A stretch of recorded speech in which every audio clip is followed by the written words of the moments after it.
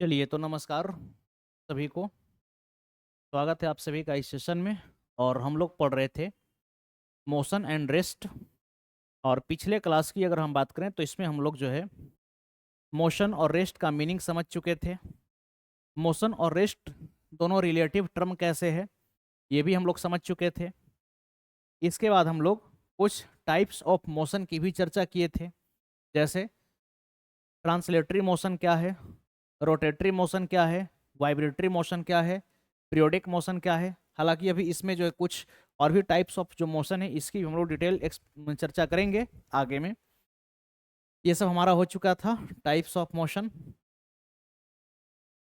इसके बाद हम लोग यूनिफॉर्म और नॉन यूनिफॉर्म मोशन की भी चर्चा कर चुके थे, और मोशन से संबंधित कुछ टर्म्स की हम लोग चर्चा कर रहे थे, जिसमें हम लोग डिस्टेंस और डिस्प्लेसमेंट को समझ चुके थे कि डिस्टेंस क्या है और डिस्प्लेसमेंट क्या है। तो यहाँ तक हमारा बात हो चुका था डिस्टेंस और डिस्प्लेसमेंट तक।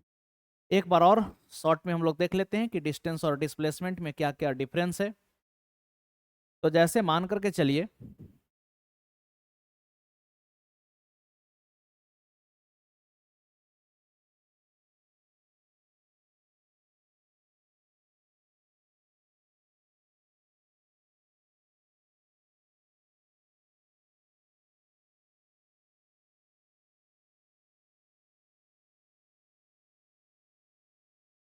डिस्टेंस और डिस्प्लेसमेंट की अगर हम बात करें तो ये कोई पॉइंट ए है और ये कोई पॉइंट बी है। मान लीजिए कि ए हमारा इनिशियल पॉइंट है, ए हमारा हो गया इनिशियल पॉइंट जिसको हम आरंभिक बिंदु कहेंगे। आरंभिक बिंदु। और बी हमारा हो गया फाइनल पॉइंट जिसको हम अंतिम बिंदु कहेंगे। अंतिम बिंदु। अब देखिए सपोज कीजिए कि हमको ए से कहाँ जाना है, बी तक जाना है। तो ए से बी तक जाने के लिए जो रास्ता बनी हुई है वो ये रास्ता बनी हुई है। ये एक्चुअल लेंथ ऑफ पाथ है कहाँ से कहाँ तक जाने के लिए, ए से बी तक जाने के लिए। तो ए से बी तक जो जाने का वास्तविक लंबाई है, रास्ते की जो वास्तविक लंबाई है, इसी को हम लोग क्या कहे थे, इसी को हम लोग दूरी कह रहे थे। जबकि ए से बी तक पहुंचने के लिए हमारे पास एक शॉर्टेस्ट पाथ भी है जिसको हम लोग क्या कह रहे थे, डिस्प्लेसमेंट बोले थे, यानी कि इसको हम लोग हिंदी में क्या बोले थे, विस्थापन। इसके बाद हम लोग समझे थे कि डिस्टेंस हमारा स्केलर क्वांटिटी होता है, जबकि अगर हम डिस्प्लेसमेंट की बात करें तो इसमें हम लोग बात किए थे कि डिस्प्लेसमेंट कैसा क्वांटिटी होता है। तो इसमें हम लोग समझे थे कि डिस्प्लेसमेंट वेक्टर क्वांटिटी होता है। देखिए डिस्टेंस में जो है कोई भी डायरेक्शन स्पेसिफिक नहीं होती, कभी डायरेक्शन यहाँ पर है, कभी डायरेक्शन इधर है, कभी डायरेक्शन इधर है। तो जब भी हम रास्ते की वास्तविक लंबाई पर चलते हैं तो यहाँ पर हमारी कोई भी डेफिनेट डायरेक्शन नहीं होती, जैसा कि आप देख सकते हैं यहाँ पर जो है डायरेक्शन बदल रहा है। जबकि बात डिस्प्लेसमेंट की करें तो डिस्प्लेसमेंट में एक डेफिनेट डायरेक्शन है जो कि इनिशियल पॉइंट से सीधा फाइनल पॉइंट की तरफ डायरेक्टेड है। तो डिस्प्लेसमेंट में एक डेफिनेट डायरेक्शन, इसलिए डिस्प्लेसमेंट वेक्टर क्वांटिटी होता है, यानी कि सदिश राशि। और डिस्टेंस में एक डेफिनेट डायरेक्शन नहीं है, इसलिए डिस्टेंस आपकी एक स्केलर क्वांटिटी होती है। आगे की अगर हम बात करें डिस्टेंस और डिस्प्लेसमेंट में क्या रिलेशन है, तो रिलेशन भी हम लोग देखे थे कि डिस्टेंस जो है ये बड़ा होता है किससे, डिस्प्लेसमेंट से जनरली। लेकिन जब कोई पार्टिकल स्ट्रेट लाइन का मोशन करता है अपने रास्ते पर बिना पलटे, तो इस स्थिति में डिस्टेंस और डिस्प्लेसमेंट दोनों बराबर हो जाती है। तो रिलेशन की बात करें तो रिलेशन हमारे पास क्या है, डिस्टेंस इज ग्रेटर देन और इक्वल टू डिस्प्लेसमेंट, यानी कि दूरी विस्थापन से बड़ी या फिर बराबर होती है। ठीक। डिस्प्लेसमेंट की मैक्सिमम वैल्यू डिस्टेंस के बराबर हो सकता है, डिस्प्लेसमेंट कभी भी डिस्टेंस से बड़ा नहीं होगा।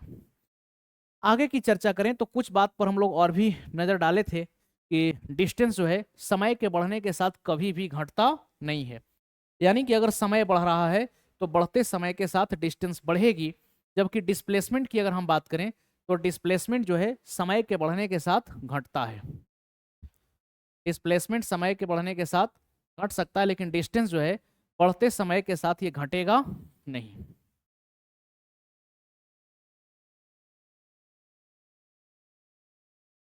इसके बाद हम लोग देखे थे कि डिस्टेंस जो होगा ये हमेशा क्या होगा, पॉजिटिव होगा, यानी कि कभी भी निगेटिव और जीरो नहीं होता है। इसके बाद अगर हम लोग डिस्प्लेसमेंट की करें, डिस्प्लेसमेंट के रेस्पेक्ट में अगर हम बात करें तो यहाँ पर हम लोग देखे थे कि डिस्प्लेसमेंट पॉजिटिव भी हो सकता है, डिस्प्लेसमेंट नेगेटिव भी हो सकता है, और डिस्प्लेसमेंट जीरो भी हो सकता है, यानी कि धनात्मक, ऋणात्मक और शून्य तीनों हो सकता है कौन, डिस्प्लेसमेंट। तो आइए अब इन्हीं चीज़ों को हम लोग समझते हैं कि आखिर जो है डिस्प्लेसमेंट पॉजिटिव है तो इसका क्या मतलब है, डिस्प्लेसमेंट अगर जीरो है तो इसका क्या मतलब है, और डिस्प्लेसमेंट निगेटिव है तो इसका क्या मतलब है। तो आइए सेशन की शुरुआत हम लोग करते हैं एक सवाल से, एक सवाल से हम शुरुआत करते हैं, और बिल्कुल एकदम आपको बेसिक लेवल से लेकर के एडवांस लेवल तक की चीज़ों को मैं बताऊंगा, ताकि आपके एग्जामिनेशंस में किसी भी प्रकार के प्रश्न आए तो वो प्रश्न आपका नहीं छूटेगा। तो आइए सवाल हम लोग एक लेते हैं।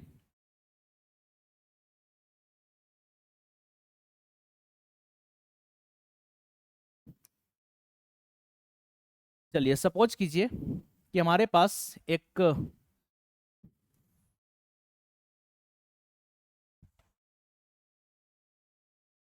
चलिए इसको इधर रख लेते हैं।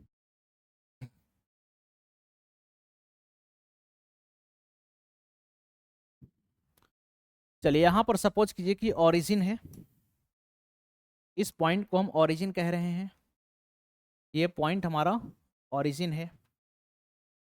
यहाँ पर कोई एक कोऑर्डिनेट है, चलिए जिसका वैल्यू -15,0 है। यहाँ पर हम एक कोऑर्डिनेट लेते हैं जो कि हमारा, चलिए 17,0 ले लेते हैं। अच्छा ये मीटर में है, एक चीज़ याद रखिएगा, ये मीटर में हम ले रहे हैं। और यहाँ पर एक कोऑर्डिनेट ले लेते हैं -2,0, और ये भी किस में है, तो ये भी मीटर में है। ठीक, इसका नाम दे देते हैं, ये पॉइंट ओ है, ये पॉइंट हमारा ओ है। चलिए इस पॉइंट को ए कह देते हैं, इस पॉइंट को चलिए ओ कह दिए, और इस पॉइंट को बी कह दिए, और इस पॉइंट को चलिए सी कह दिए। तो देखिए सवाल क्या है, सवाल ये है कि किसी पार्टिकल का डिस्टेंस और डिस्प्लेसमेंट आपको बताना है। Find the distance, find the distance and displacement covered by a particle when it moves from A to B and then B to C। सवाल क्या कह रहा है कि यदि कोई कण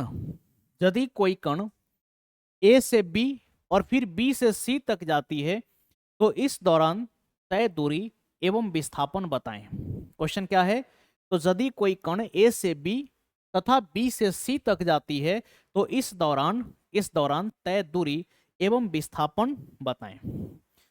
तो देखिए इसको हम लोग कैसे सॉल्व करेंगे, तो आइए सबसे पहले यहां पर हम निकालते हैं डिस्टेंस। सबसे पहले हम लोग निकालेंगे डिस्टेंस। तो सबसे पहले अगर हम बात डिस्टेंस की करें, दैट इज दूरी, अगर सबसे पहले दूरी निकालना हो तो पार्टिकल कहां से कहां गया है, तो पार्टिकल पहले चला है ए से बी, पार्टिकल ए से बी तक गया है। तो जरा सोचिए कि जब ये ए से पार्टिकल ओ तक आएगा तो ये कितना चलेगा, 15 मीटर। फिर पार्टिकल जब ओ से बी तक जाएगा तो कितना चलेगा, 17 मीटर। और फिर पार्टिकल को बी से कहाँ आना है, सी तक, यानी कि अब ये पार्टिकल लौटेगा और फिर फाइनली कहाँ तक पहुंच जाएगा, ये इस प्रकार से पार्टिकल लौटेगा और फाइनली इसको कहाँ पहुंचना है, सी तक। तो जरा सोचिए कि जब ये बी से सी तक आएगा तो सबसे पहले बी से ये ओरिजिन तक पहुंचेगा तो फिर से इसको 17 मीटर चलना होगा, और फिर ओरिजिन से जब सी तक चलेगा तो फिर से इसको 2 मीटर चलना होगा। तो यहाँ पर अगर हम टोटल डिस्टेंस की बात करें तो 17 हो गया 34, और 2 हो गया 36, 36 10 46, और 5 कितना हो गया 51। तो यहाँ पर इस पार्टिकल को कितना डिस्टेंस चलना पड़ेगा, 51 मीटर। तो ये हो गया डिस्टेंस। अगर पार्टिकल ए से बी तक गया है, फिर पार्टिकल अगर बी से सी तक आया है, तो इसको डिस्टेंस जो ट्रेवल करना पड़ेगा वो 51 मीटर का करना पड़ेगा। अगर हम यहाँ पर डिस्प्लेसमेंट की बात करें कि पार्टिकल की डिस्प्लेसमेंट क्या होगी, यानी कि विस्थापन क्या होगा, तो विस्थापन के लिए जो है हमको बीच के रास्ते से कोई मतलब नहीं है। जब भी डिस्प्लेसमेंट पूछे तो आप इनिशियल पोजीशन और फाइनल पॉइंट को देखिए, बीच के रास्ते से कोई मतलब नहीं होना चाहिए। यानी कि सिंपल फाइनल पोजीशन से इनिशियल पोजीशन को क्या कर देंगे, हम घटा देंगे। तो डिस्प्लेसमेंट के लिए हम क्या करेंगे, सीधे फाइनल पोजीशन माइनस क्या करेंगे, इनिशियल पोजीशन। तो यहाँ से फाइनल पोजीशन क्या बन रहा है, पार्टिकल ए से चला है सी तक पहुंचा है, यानी कि डिस्प्लेसमेंट तो हमारा यही हुआ है ए से सी तक। तो फाइनल पोजीशन क्या है, 2, -2 आप लिख सकते हैं, या फिर फाइनल पोजीशन आपका हो गया -2।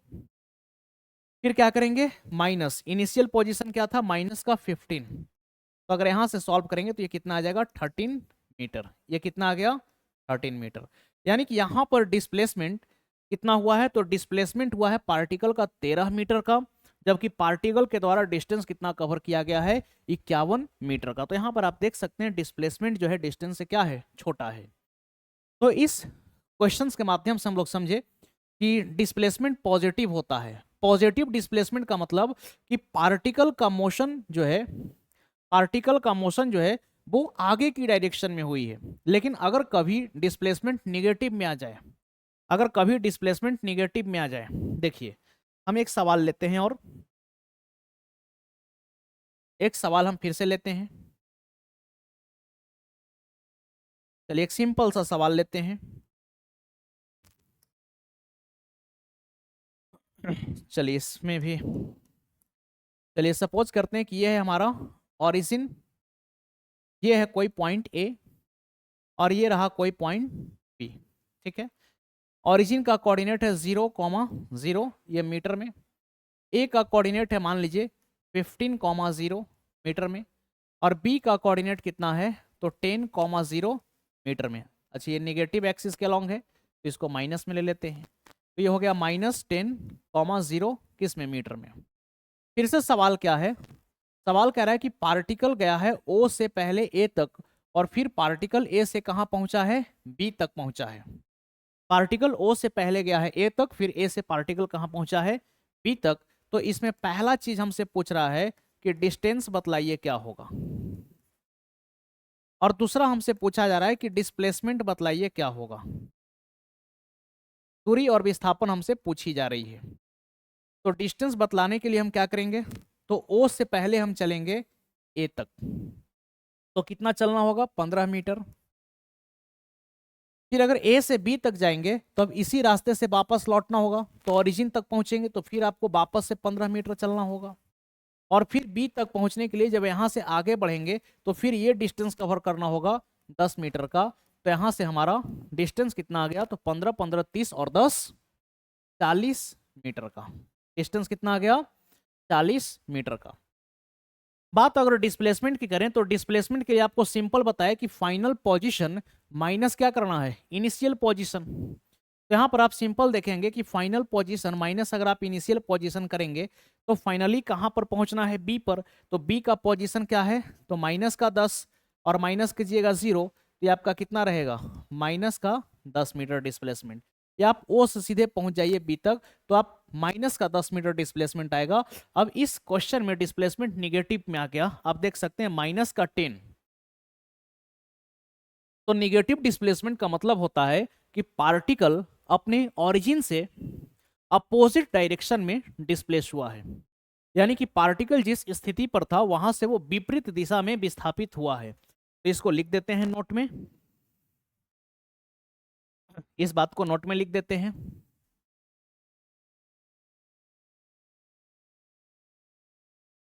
Negative displacement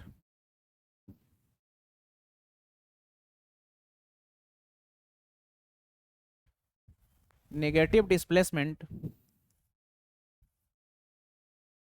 indicates the opposite direction। यानी कि ऋणात्मक विस्थापन, ऋणात्मक विस्थापन विस्थापन विस्थापन विपरीत दिशा को इंगित करती है। ऋणात्मक विस्थापन क्या करती है? तो विपरीत दिशा को इंगित करती है। ऋणात्मक विस्थापन विपरीत दिशा को इंगित करती है, ये बात ध्यान में रखिएगा। तो पॉजिटिव डिस्प्लेसमेंट का मतलब हम लोग समझे कि पार्टिकल उधर ही मोशन करेगा, उधर ही मूव करेगा, यानी कि जिधर उसका फ्रंट है या फिर फॉरवर्ड डायरेक्शन में आप कह सकते हैं। जबकि अगर डिस्प्लेसमेंट का वैल्यू निगेटिव में आ रहा है तो इसका मतलब समझेंगे कि पार्टिकल की डिस्प्लेसमेंट उसकी इनिशियल पोजीशन से अपोजिट डायरेक्शन में हुई है। चलिए, तो उम्मीद करते हैं कि पॉजिटिव और निगेटिव ये दो प्रकार का डिस्प्लेसमेंट का कॉन्सेप्ट आपको समझ में आ गया होगा। आगे बढ़ते हैं और हम लोग एक चीज लेते हैं कि distance and displacement on circular track. चलिए, तो आगे हम लोग लिखेंगे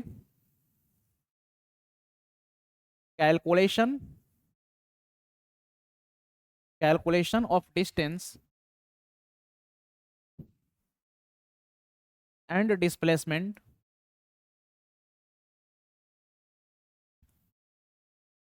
ऑन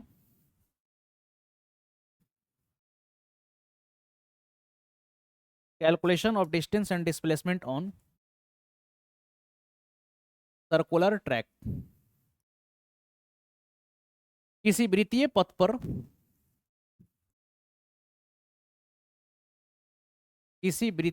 पर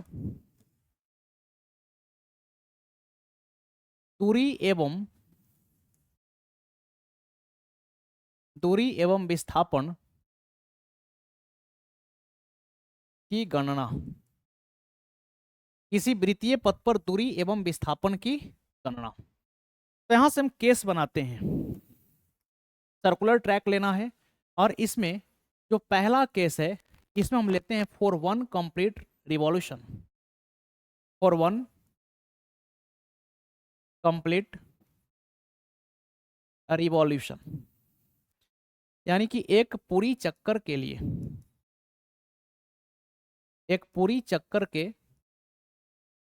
लिए अगर एक कंप्लीट रिवॉल्यूशन के हिसाब से अगर डिस्टेंस और डिस्प्लेसमेंट हमें देखना है तब ये क्या होगा? तो जरा सोचिए कि ये रहा हमारा सर्कुलर ट्रैक, ये रहा हमारा सर्कुलर ट्रैक, ये रहा सर्कुलर ट्रैक। ये मान लेते हैं कि इसका सेंटर है और अभी कोई पार्टिकल कहां पर है? तो पॉइंट ए पर है और ये जो सर्कुलर ट्रैक है इसकी रेडियस मान लीजिए क्या है? आर। तो एक कंप्लीट रिवॉल्यूशन की अगर हम बात करें तो एक कंप्लीट रिवॉल्यूशन में बताइए कि डिस्टेंस क्या होगा? एक कंप्लीट रिवॉल्यूशन में डिस्टेंस क्या होगा? दूरी। तो एक कंप्लीट रिवॉल्यूशन का मतलब हुआ कि अगर पार्टिकल ए से चला है तो पार्टिकल को ए से चलते चलते चलते चलते कहां पहुंच जाना चाहिए? ए पर ही पहुंच जाना चाहिए। और जहां से कोई पार्टिकल चला है अगर वहीं पर पहुंच रहा है तो इसको हम कहेंगे कि एक चक्कर जो है सर्कुलर ट्रैक पर पूरा हो गया। अब कोई पूछे कि एक चक्कर में जो है कोई पार्टिकल कितना डिस्टेंस को कवर करेगा, तो हम बोलेंगे कि ये सर्कुलर ट्रैक का जितना सरकमफेरेंस है यानी कि इस वृत्तीय पथ की जो परिधि है इसी के बराबर दूरी तय होगी। तो यहाँ पर डिस्टेंस क्या ट्रेवल होगा? तो यहाँ पर ट्रेवल डिस्टेंस की अगर हम बात करें तो ये हो जाएगा 2πr के बराबर। डिस्टेंस कितना ट्रेवल हुआ? तो डिस्टेंस ट्रेवल्ड हो गया 2πr के बराबर। अगर इसी में हमसे कोई पूछता कि डिस्प्लेसमेंट बतलाइए कि विस्थापन क्या होगा, तो डिस्प्लेसमेंट हम क्या बोल देते? डिस्प्लेसमेंट हम बोल देते जीरो। डिस्प्लेसमेंट हम क्या बोल देते? जीरो। डिस्प्लेसमेंट जीरो क्यों हो गया? क्योंकि जहां से हम चले वहीं पर पहुंच गए, जहां से हम चले वहीं पर पहुंच गए, यानी कि जो हमारी इनिशियल पोजीशन थी वही क्या बन गई? Final position. तो जब इनिशियल पोजीशन ही फाइनल पोजीशन बन जाए तो इस कंडीशन में डिस्प्लेसमेंट क्या हो जाता है? तो इस कंडीशन में डिस्प्लेसमेंट हो जाता है जीरो। चलिए यहां पर लिख देते हैं इस बात को नोट में। when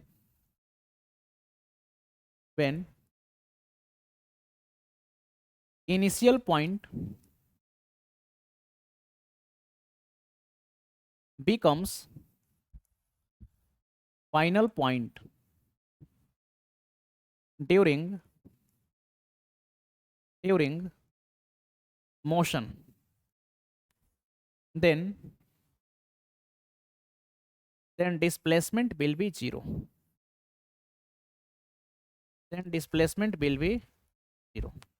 यानी कि हम क्या बोलेंगे, यदि गति के दौरान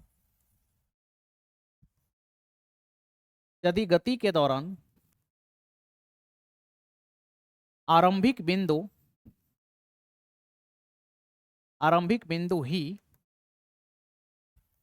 अंतिम बिंदु बन जाए, आरंभिक बिंदु ही अंतिम बिंदु बन जाए, तब विस्थापन शून्य हो जाती है, तब विस्थापन शून्य हो जाती है। When initial point becomes final point during motion, then displacement will be zero.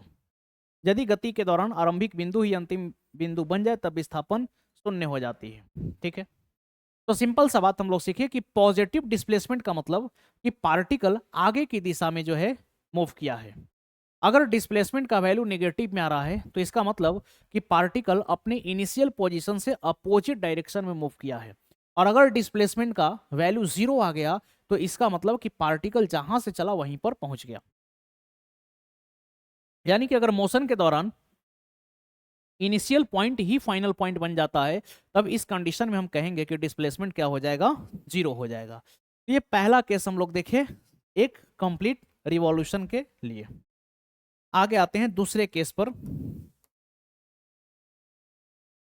Case number 2 क्या है, for half revolution, for half 1/2 यानी कि half revolution, for half revolution यानी कि इसको हम लोग क्या कहेंगे, आधी चक्कर के लिए, फॉर हाफ रिवॉल्यूशन यानी कि आधी चक्कर के लिए। फिर से कहानी बनाते हैं, एक सर्कुलर ट्रैक बनाएंगे। चलिए रहा सर्कुलर ट्रैक। ये सर्कुलर ट्रैक का सपोज कीजिए कि सेंटर, ये सर्कुलर ट्रैक का सेंटर, अभी मान लीजिए कि कोई पार्टिकल पॉइंट ए पर है और सर्कुलर ट्रैक का जो रेडियस है ये कितना है, ये मान लीजिए कि रेडियस है r। तो इस कंडीशन में हाफ रिवॉल्यूशन में हमसे पूछा जा रहा है कि सबसे पहले बतलाइए कि डिस्टेंस क्या होगा, यानी कि दूरी क्या होगी, पहला सवाल। और दूसरा सवाल हमसे पूछा जा रहा है कि डिस्प्लेसमेंट क्या होगा ये बतलाइए, डिस्प्लेसमेंट क्या होगा ये बतलाइए, यानी कि विस्थापन क्या होगा ये बतलाइए। तो देखिए आधा चक्कर का मतलब ये हुआ, आधा चक्कर का मतलब ये हुआ कि अगर हम पॉइंट ए पर हैं तो चलते चलते चलते चलते हमें कहाँ पहुंच जाना चाहिए, कहीं कुछ इधर पहुंच जाना चाहिए पॉइंट बी पर। तो ये जो हमारा जर्नी होगा यही हमारा क्या कहलाएगा, डिस्टेंस। आधा चक्कर का मतलब क्या, जो सर्किल का सरकमफेरेंस है इसका आधा लंबाई को कवर करना, यानी कि अगर हम चले ए से और पहुंच गए कहां तक, बी तक, तो यही हमारा होगा डिस्टेंस। अब जरा सोचिए कि जब हम 1 कंप्लीट रिवॉल्यूशन की बात कर रहे थे तो यहां पर डिस्टेंस हम क्या ले रहे थे, तो सरकमफेरेंस के बराबर। तो जब आधा सर्किल पर आप चल रहे हैं तो डिस्टेंस बताइए क्या सरकमफेरेंस के आधा हो जाएगा। तो सर्किल का सरकमफेरेंस होता है 2πr, तो यहां पर जो डिस्टेंस हो जाएगा ये 2πr एक चक्कर के लिए था, 2πr एक चक्कर के लिए था, तो आधे चक्कर के लिए इसको 2 से डिवाइड कर दीजिए तो सिंपल हमारा डिस्टेंस क्या बन जाएगा, πr। ठीक है ना, याद रखिएगा अगर पाई का वैल्यू कहीं पर यूज करना पड़े तो पाई का वैल्यू 22/7 हम लोग यूज करते हैं जनरली। वैसे आप नॉलेज के लिए याद रखिएगा पाई की एक और वैल्यू होती है 3.14। बात डिस्प्लेसमेंट की करें तो डिस्प्लेसमेंट के लिए जो है हम लोग एक शॉर्टेस्ट पाथ को देखते हैं। बीच के जर्नी से कोई मतलब नहीं होता है, हमारा ध्यान सिर्फ और सिर्फ इनिशियल और फाइनल पॉइंट पर ही केंद्रित होना चाहिए। तो जरा सोचिए कि हम चले हैं कहां से, तो हम चले हैं पॉइंट ए से और फाइनली हम पहुंच कहां पर रहे हैं, पॉइंट बी पर। तो ए से लेकर के बी तक आप सीधा आ जाइए शॉर्टेस्ट, तो यही हमारा क्या हो जाएगा, डिस्प्लेसमेंट। तो जरा सोचिए कि अगर ए से ओ तक रेडियस है तो क्या ये भी लंबाई हमारा रेडियस होगा कि नहीं। तो ये आपका ए बी का पूरा लेंथ क्या बन जाएगा, 2 टाइम्स ऑफ रेडियस के बराबर। तो यहाँ से डिस्प्लेसमेंट कितने के बराबर हो गया, ट्वाइस ऑफ रेडियस के बराबर। तो एक कंप्लीट रिवॉल्यूशन के लिए हम लोग देखें कि डिस्टेंस 2πr हुआ, जबकि डिस्प्लेसमेंट 0 हुआ था। और हाफ रिवॉल्यूशन के लिए अगर हम बात करें कि किसी सर्किल पर अगर हम आधे चक्कर के लिए चलते हैं तब हमारा डिस्टेंस क्या हो जाएगा, तब हमारा डिस्टेंस हो जाएगा πr और डिस्प्लेसमेंट क्या हो जाता है, 2r। एक और केस हम यहां पर लेते हैं, केस नंबर 3। चलिए केस नंबर 3, ये इंपॉर्टेंट भी है, ये इंपॉर्टेंट भी है। और अगर इसको समझ गए तो फिर किसी भी प्रकार का किसी भी एंगल पर अगर आपसे क्वेश्चन पूछता है तो आप आसानी से बता सकते हैं। फोर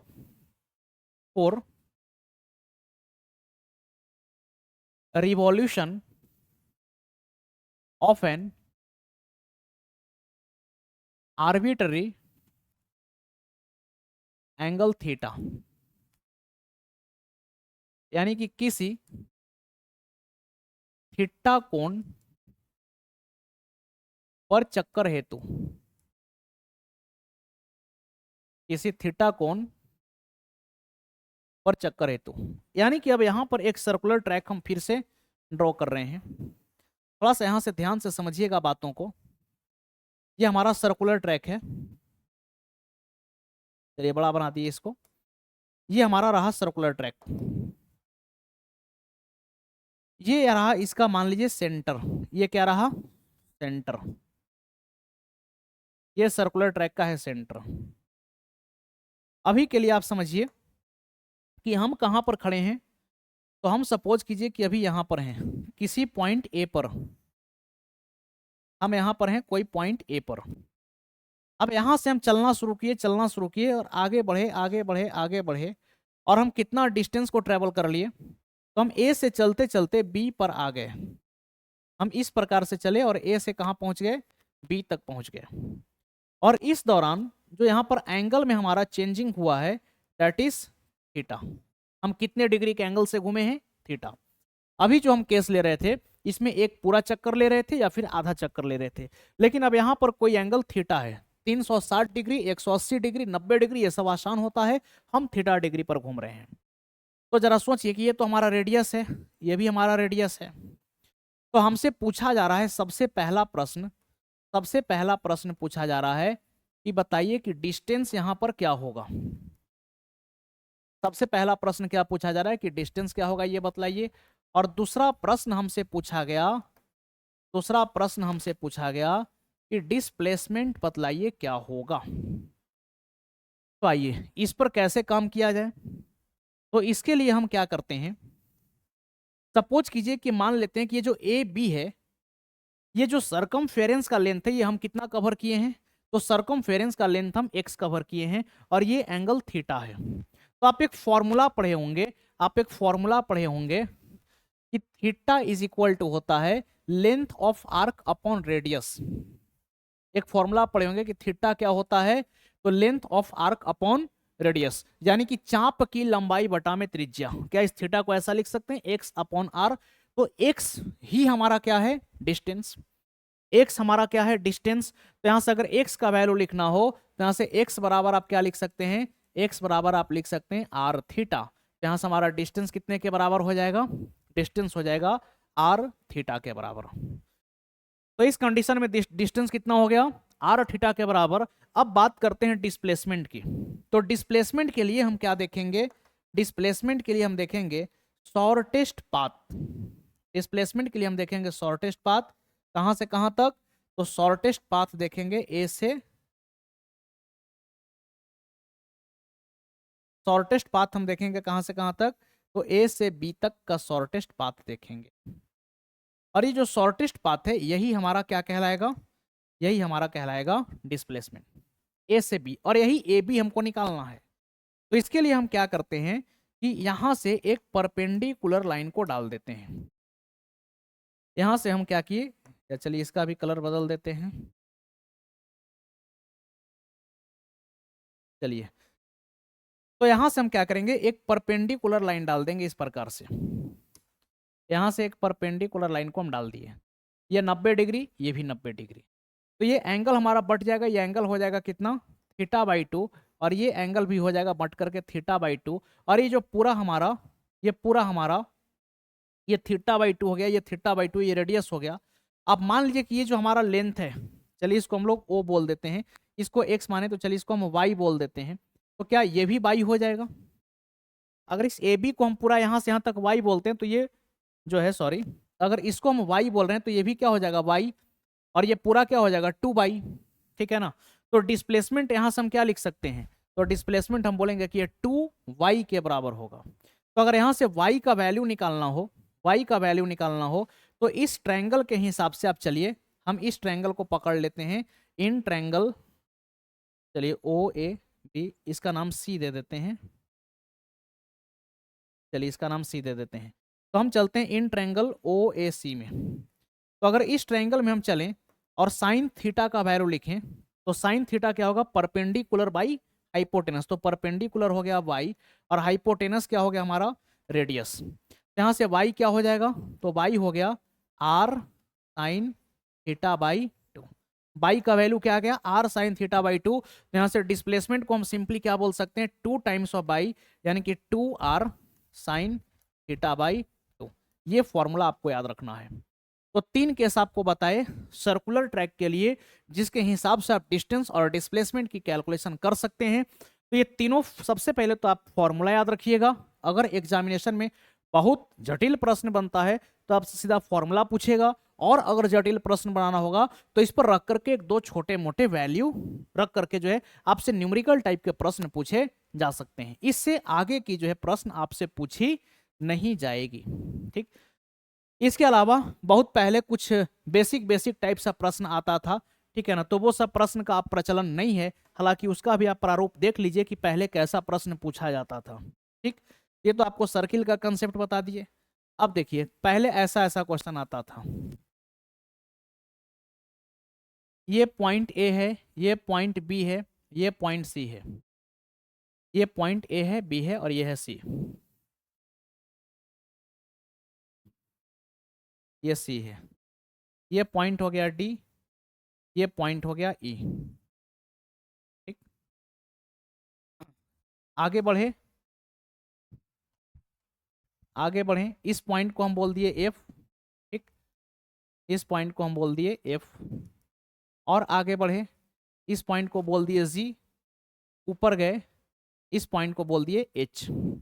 चलिए कुछ वैल्यू ले लेते हैं। ये हमारा है 5 मीटर का, ये हमारा 3 मीटर है, ये 2 मीटर, ये चलिए मान लेते हैं 10 मीटर, कुछ भी एक रैंडम वैल्यू हम ले रहे हैं, 10 मीटर है।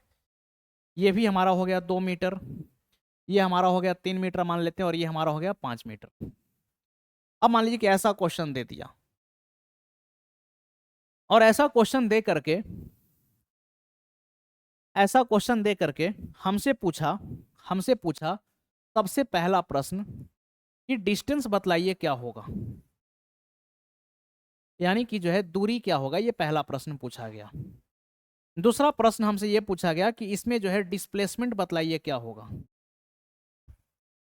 डिस्प्लेसमेंट बतलाइए कि क्या होगा, यानी कि हमसे विस्थापन पूछा गया। हालांकि ये सब प्रश्न अब प्रचलन में नहीं है, ये सब प्रश्न पहले जो है खूब भर भर के पूछे जाते थे। तो सिंपल डिस्टेंस क्या है, अच्छा चलना कहाँ से कहाँ तक है, तो मान लीजिए कि जो मोशन हो रहा है, ये मोशन ए से हुआ है एच तक, कोई पार्टिकल ए से कहाँ तक गई है, एच तक गई है। तो इस कंडीशन में हमसे डिस्टेंस और डिस्प्लेसमेंट पूछा जा रहा है, दूरी और विस्थापन पूछी जा रही है। तो डिस्टेंस हम लोग जानते हैं कि ये दो बिंदुओं के बीच की क्या है, वास्तविक लंबाई। तो अगर ए से अगर आपको एच तक पहुंचना है तो वास्तविक लंबाई क्या है, तो पहले 5 मीटर को जोड़िए, फिर 3 मीटर को जोड़ेंगे, फिर यहाँ पर 2 मीटर है, इसको जोड़ लीजिए। फिर आगे बढ़े 10 मीटर को जोड़ लिए। फिर आगे बढ़े 2 मीटर को जोड़ेंगे। फिर यहाँ से 3 मीटर को जोड़ेंगे और फिर 5 मीटर को जोड़ेंगे। तो 5 और 3 8 और 2 10 और 10 20 और 2 22 और 3 25 और 5 कितने हो गए 30। यहाँ से डिस्टेंस कितना हो गया 30 मीटर। तो हम बोलेंगे कि हमारा डिस्टेंस 30 मीटर है। डिस्प्लेसमेंट की अगर हम बात करें तो डिस्प्लेसमेंट में क्या करना है कि शॉर्टकट चलना है, यानी कि ए से सीधा कहाँ पहुंच जाएंगे, एच तक पहुंच जाएंगे। तो अगर यहां से आप थोड़ा सा गौर से देखिएगा, अगर यहां से ए से अगर आप एच तक चल रहे हैं तो सबसे पहले यहां पर एक लाइन हम इस प्रकार से ड्रॉ कर लेते हैं और एक लाइन हम ये ड्रॉ कर लेते हैं। अब जरा सोचिए, अगर ये 3 मीटर है तो ये भी कितना होगा 3 मीटर। अगर ये 10 मीटर है तो इसके इक्विवेलेंट ये भी 10 मीटर होगा, और ये 3 मीटर है तो इसके इक्विवेलेंट ये भी कितना होगा 3 मीटर। तो डिस्प्लेसमेंट सिंपली कितना हो जाएगा, तो 3 metre plus 10 metre plus 3 metre, यानी कि 3 3 6 और 10 कितना हो गया 16 मीटर। तो ऐसे प्रश्न भी एग्जाम में पूछे गए हैं, ठीक है ना, विगत वर्षों में। हालांकि अब इस प्रकार के प्रश्नों की जो है अब ट्रेंडिंग नहीं है, इस प्रकार के प्रश्न नहीं पूछे जाते हैं। अब जो आपके एग्जामिनेशन में प्रश्न अगर बनेगा तो इधर से प्रश्न उठाए जाने की संभावना होगी, प्रबल संभावना, क्योंकि दिन प्रतिदिन जितने भी वनडे एग्जामिनेशन है, जो भी आपका कॉम्पिटेटिव एग्जामिनेशन है, इसका प्रारूप बदल रहा है, क्वेश्चंस के लेवल बढ़ रहे हैं। और अगर मैं बात करूं कि अगर आप जनरल साइंस पढ़ रहे हैं तो जनरल साइंस आपको 6 से लेकर के 12th तक पढ़ना है, जिसमें 10th क्लास तक तो आपको पूरा पढ़ना है। बाकी 11th 12th की अगर हम बात करें तो इसमें ऊपर ऊपर से आपको पढ़ के निकलना है, खासतौर पर एप्लीकेशंस वगैरह, इसके एग्जाम्पल्स वगैरह, और जो डेली लाइफ में हम यूज देखते हैं, ठीक। बाकी कॉम्पिटेटिव एग्जामिनेशन के दृष्टिकोण से 11th और 12th के फिजिक्स का जो कैलकुलस का पार्ट है, मैथमेटिकल टर्म है, उस पर उतना ज़्यादा विशेष फोकस हम लोग नहीं करेंगे। तो चलिए, इस प्रकार का जो है एक प्रश्न आप देखें। और किस टाइप का यहाँ से प्रश्न बना है, तो अगर और प्रश्नों की अगर हम बात करें तो देखिए, विगत वर्षों में कुछ ऐसे भी प्रश्न देखने को मिले हैं।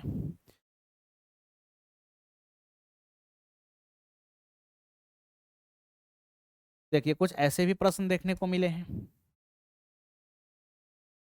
चलिए, इस पॉइंट को हम ए कह देते हैं, ये पॉइंट है बी, इस पॉइंट को सी बोल दिए, इसको डी, और इसको बोल दिए ई। ये 90 डिग्री का कोण है, ये 90 डिग्री का कोण है। चलिए, ये 30 मीटर है, ये 40 मीटर है, ये 60 मीटर है, और ये 80 मीटर है। मान लीजिए कि ए से बी तक का लंबाई 30 मीटर, बी से सी तक का लंबाई 40 मीटर, सी से डी तक का लंबाई 60 मीटर, और डी से ई तक का लंबाई 80 मीटर।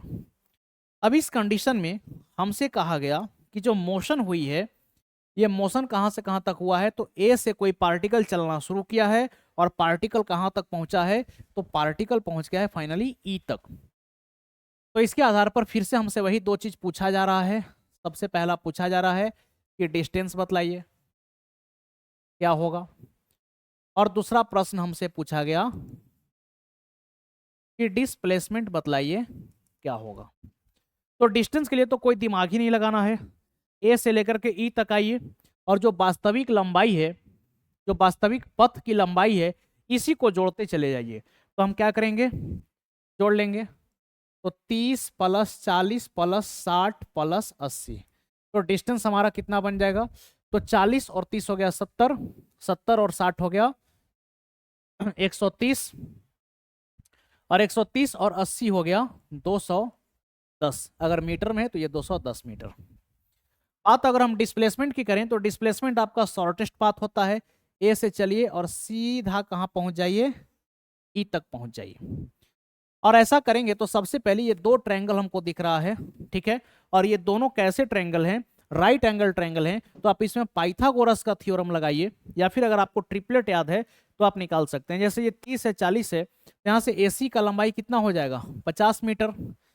कैसे निकालते हैं, तो आपको पता है कि AC बराबर अंडर रूट ऑफ क्या करेंगे, AB का स्क्वायर प्लस BC का स्क्वायर। तो AC बराबर अंडर रूट ऑफ AB का स्क्वायर, यानी कि 30 का स्क्वायर प्लस 40 का स्क्वायर। तो AC बराबर क्या हो जाएगा 900 प्लस 1600, तो AC कितना हो गया 2500।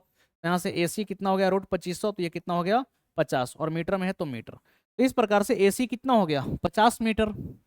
इसी प्रकार से देखिएगा तो ये जो ट्रायंगल आपको दिख रहा है CDE, ये भी कैसा ट्रायंगल है, तो ये भी एक राइट एंगल ट्रायंगल है। अगर ये 60 है ये 80 है तो ऑब्वियस सी बात है कि ये कितना हो जाएगा, तो ये हो जाएगा 100 मीटर। तो डिस्प्लेसमेंट सिंपली कितना, तो 50 प्लस 100, डिस्प्लेसमेंट कितना बन जाएगा, तो डिस्प्लेसमेंट बन जाएगा हमारा 150 मीटर। तो इस प्रकार के भी प्रश्न जो हैं प्रीवियस ईयर में पूछे गए हैं। तो ये सब आपको बताए कि डिस्टेंस और डिस्प्लेसमेंट से किस प्रकार के प्रश्न जो हैं एग्जामिनेशन में बनते हैं।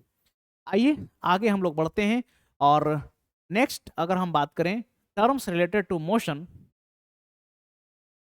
यानी कि गति से संबंधित और कौन कौन से शब्दावली हैं हमारे पास, तो इसमें हम लोग डिस्टेंस और डिस्प्लेसमेंट की चर्चा कर चुके। अब आगे की जो टर्म है ये है हमारे पास स्पीड और वेलोसिटी। स्पीड की अगर हम बात करें कि स्पीड क्या है, चलिए स्पीड की अगर हम बात करें कि स्पीड क्या है, तो यहाँ पर देखिए लिखा हुआ है स्पीड यानी कि चाल। तो हम लोग बात करेंगे स्पीड और वेलोसिटी के बारे में। तो स्पीड क्या है, तो आप देख सकते हैं speed is the distance travelled by body in unit time. याद रखिएगा, यानी कि इकाई समय में कोई वस्तु कितना दूरी को तय करती है, इसी को हम चाल कहते हैं। इकाई समय में, हिंदी में वही लिखा हुआ है कि चाल किसी वस्तु द्वारा इकाई समय में तय की गई दूरी है। तो स्पीड का फॉर्मूला क्या हो जाएगा, डिस्टेंस बाई टाइम, यानी कि दूरी बटा में क्या कहेंगे, समय। और इसके हिसाब से अगर कोई हमसे पूछे इसका मात्रक क्या है, इसका यूनिट क्या है, ऐसा यूनिट क्या है, तो डिस्टेंस का क्या लिखेंगे मीटर और टाइम का क्या लिखेंगे सेकंड। तो स्पीड का यूनिट बन गया मीटर पर सेकंड, या इसी को जो है हम ऐसे भी लिख सकते हैं मीटर सेकंड का पावर -1। अगर इसका कोई हमसे CGS मात्रक पूछता हो, इसका CGS मात्रक क्या है, तो इसको हम क्या बोलेंगे सेंटीमीटर पर सेकंड, जिसको कि हम इस प्रकार से भी लिख सकते हैं सेंटीमीटर पर सेकंड, सेंटीमीटर पर सेकंड। ये कैसा क्वांटिटी है, याद रखिएगा ये एक प्रकार का स्केलर क्वांटिटी है, अदिश राशि है। अदिश राशि क्यों है चाल, क्योंकि ये डिस्टेंस और टाइम का रेशियो है। और हम लोग जानते हैं कि डिस्टेंस यानी कि दूरी एक अदिश राशि है, समय भी क्या है एक अदिश राशि है। तो इसीलिए जो है आपका स्पीड भी कैसा क्वांटिटी हो गया, स्केलर क्वांटिटी। अगर हम इसके डायमेंशनल फॉर्मूला की बात करें, इसका जो है डायमेंशन क्या होगा, यानी कि बीमा, तो इसका बीमा हो जाएगा m0 l और t-1। इसकी डायमेंशनल फॉर्मूला क्या बन जाएगी, तो m का पावर 0, l और t का पावर क्या हो जाएगा -1।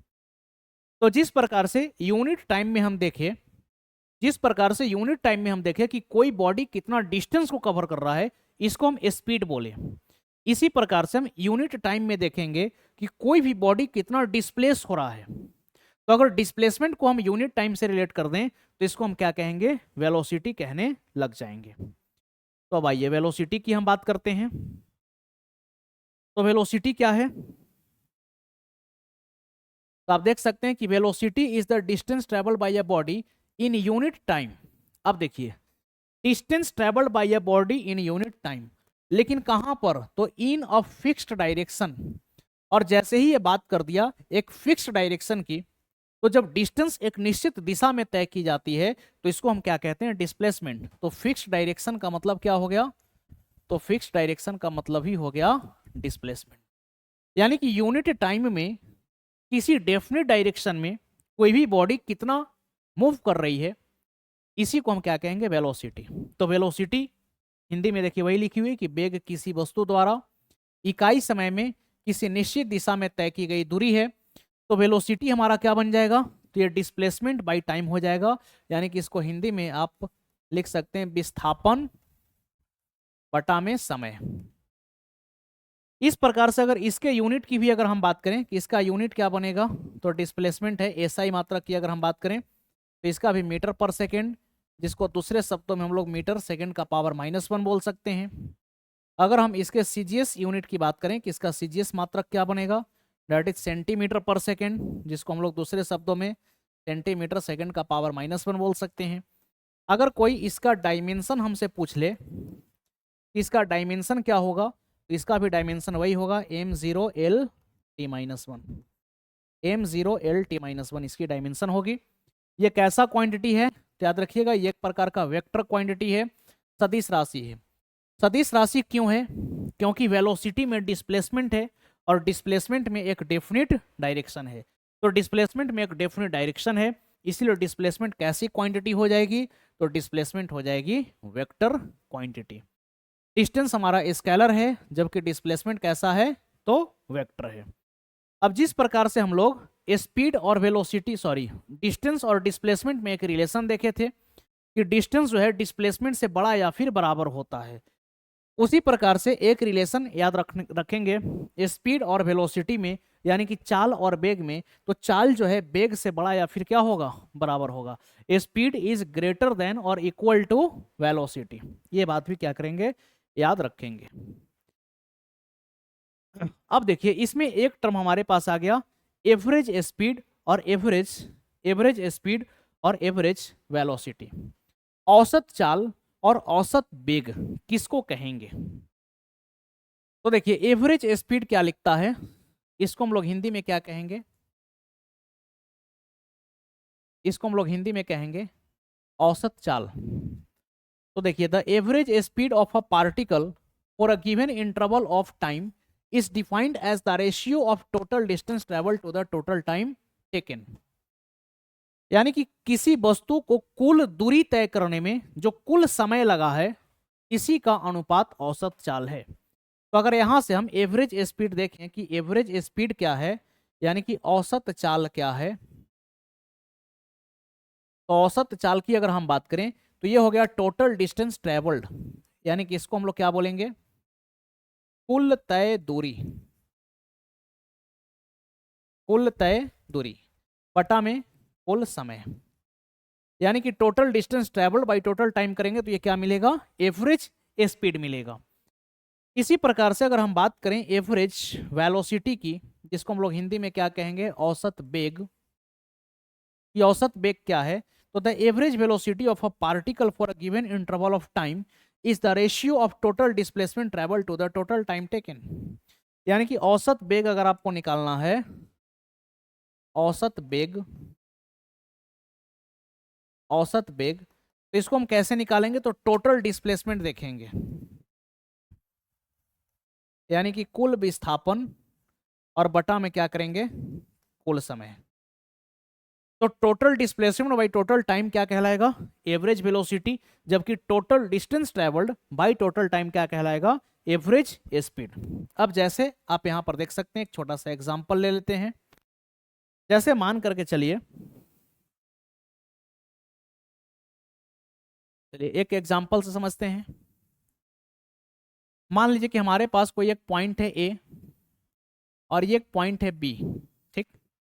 अगर ए से बी तक हम वास्तविक लंबाई से गए हैं, अगर ए से बी तक अगर हम वास्तविक लंबाई से पहुंचे हैं, तो ये मान लीजिए कि 1000 किलोमीटर का दूरी है, 1000 किलोमीटर का दूरी है। जबकि अगर हम यहां से शॉर्टेस्ट चलें ए से बी तक, तो ये कितना आता है, तो मान लीजिए कि ये 700 किलोमीटर की दूरी है, ठीक। यानी कि यहां पर ए से बी का डिस्टेंस 1000 किलोमीटर और डिस्प्लेसमेंट कितना है, 700 किलोमीटर। मान लीजिए कि अगर हम ए से बी तक चलते हैं, ए से बी तक चलते हैं, और मान लीजिए कि यहाँ पर जो समय लग रहा है, समय लग रहा है, ये 20 घंटे का समय लगा है। अगर ए से बी तक पहुंचने में समय कितना लगा है, 20 घंटे का समय लगा है। तो अगर हमसे कोई बोले कि एवरेज स्पीड क्या होगा, अगर यहां पर हमसे कोई बोले कि एवरेज स्पीड क्या होगा, यानी कि औसत चाल क्या होगी, तो औसत चाल के लिए हम क्या देखेंगे, कुल तय दूरी। तो यहां पर कुल तय दूरी कितना है, 1000 किलोमीटर। तो 1000 डिवाइडेड बाई 20 करेंगे तो ये कट जाएगा कितने बार में, 50 बार में। तो 50 किलोमीटर प्रति घंटे की हमारी क्या आ गई, औसत चाल आ गई। जबकि अगर इसी में हम एवरेज वेलोसिटी की बात करें, अगर इसी में हम बात करें एवरेज वेलोसिटी दैट इज औसत वेग, तो इसको हम क्या बोलेंगे, तो 700 किलोमीटर को डिवाइड करेंगे किससे, 20 से, तो ये 35 दूना 70 होता है, तो ये कितने में कट जाएगा, 35 किलोमीटर प्रति घंटा। ये 35 किलोमीटर प्रति घंटा हमारा आ गया औसत वेग, जबकि हमारा 50 किलोमीटर प्रति घंटा क्या आ गया, औसत चाल। अब यहां से भी एक बात समझने योग्य ये है कि जो एवरेज स्पीड होगा, जो एवरेज स्पीड होगा,